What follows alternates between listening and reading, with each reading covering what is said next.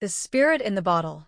Once upon a time, in a small village at the edge of a vast, mysterious forest, there lived a poor woodcutter and his bright, curious son, Peter. Life was hard for Peter and his father, but they found joy in each other's company and the simple beauty of the forest. Peter's father, a kind and wise man, always taught his son about the importance of bravery and kindness, no matter how tough things got. One bright afternoon, as Peter was helping his father chop wood, his curiosity led him deeper into the forest than he had ever been before. The towering trees whispered with ancient secrets, and as Peter wandered, something caught his eye, a moss-covered, old bottle lying half-buried beneath a gnarled tree. Its surface was rough with age, and it was sealed tightly with a cork that looked like it hadn't been touched for centuries. Unable to resist, Peter picked up the bottle, dusted it off, and with a mix of excitement and curiosity, pulled the cork. Suddenly, a swirling cloud of dark smoke shot out from the bottle, spiraling upward and taking the form of a giant spirit with glowing eyes and a voice that boomed like thunder. The forest seemed to tremble as the spirit stretched its arms and bellowed, "At last! I am free! Trapped in that bottle for 1,000 years, I am now released, and I will take revenge on whoever dared release me." Peter's heart pounded, but he quickly summoned his courage. "Wait," he shouted. "I didn't trap you. I found your bottle by accident. Please don't harm me." The spirit glared at Peter, but then paused. "Very well," it said in a deep voice. "I will give you a chance to save yourself.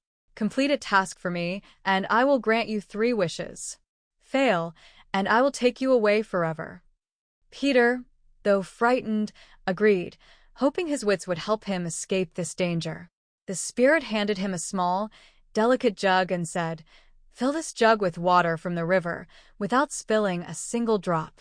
If you succeed, your wishes will be granted." Peter took the jug and walked toward the river, thinking hard about how he could possibly perform such an impossible task. When he reached the riverbank, he sat down, deep in thought.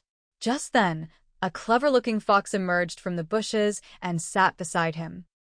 "I see you're in a bit of trouble," said the fox, its eyes twinkling. "Perhaps I can help you if you promise me something in return." Peter, realizing he needed all the help he could get, agreed to the fox's offer. The fox smiled and instructed him to find a large leaf, cover the top of the jug with it, and then gently fill the jug with water. "That way, no water will spill," the fox explained. Peter followed the fox's clever advice and, sure enough, he filled the jug perfectly without spilling a single drop. He rushed back to the spirit and proudly handed it over. The spirit was astonished. "I did not expect you to succeed," it said, narrowing its eyes. "But a promise is a promise. You have earned your 3 wishes." Peter thought carefully before speaking. For his first wish, he asked for his family to never be poor again. Instantly, a large chest filled with shining gold coins appeared at his feet. For his second wish, Peter asked for great wisdom so that he could use his knowledge to help others and make the world a better place. The spirit granted him the power to understand anything he learned quickly and thoroughly. For his third and final wish, Peter looked at the spirit and said, "I wish for you to be freed from your curse, so you may never harm anyone again." The spirit, shocked by Peter's kindness, slowly began to smile. "No one has ever wished for my freedom before," it said softly. "Thank you." With a final swirl of smoke, the spirit transformed into a gentle breeze and disappeared into the sky, free at last. Peter returned home, carrying the chest of gold and his newfound wisdom. His father was overwhelmed with pride, amazed by his son's courage and cleverness. With the gold, they improved their home, helped their neighbors, and ensured that no one in their village would ever go hungry again. Peter's wisdom and kindness quickly became known throughout the village. He became a trusted teacher and advisor, always ready to help those in need. Under his guidance, the village prospered, and the story of Peter, the boy who freed the spirit in the bottle, was told for generations. But Peter did not forget his promise to the clever fox. One day, as he walked through the forest, he found the fox waiting for him. "You have kept your promise," Peter said with a smile. "What can I do to repay you?" The fox looked up at Peter with gratitude. "I wish for a safe and abundant home for my family, where we can live in peace and never go hungry." Using his new wisdom and gold, Peter created a beautiful, protected area in the forest for the fox and its family.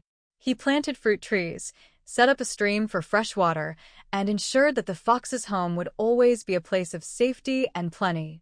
The fox, grateful for Peter's kindness, promised to watch over the forest and protect it from harm. And so, Peter and the fox became lifelong friends, always ready to help one another whenever needed. Peter and his family lived happily ever after, their lives filled with adventure, kindness, and the magic of the forest, always remembering that true bravery and kindness can change the world.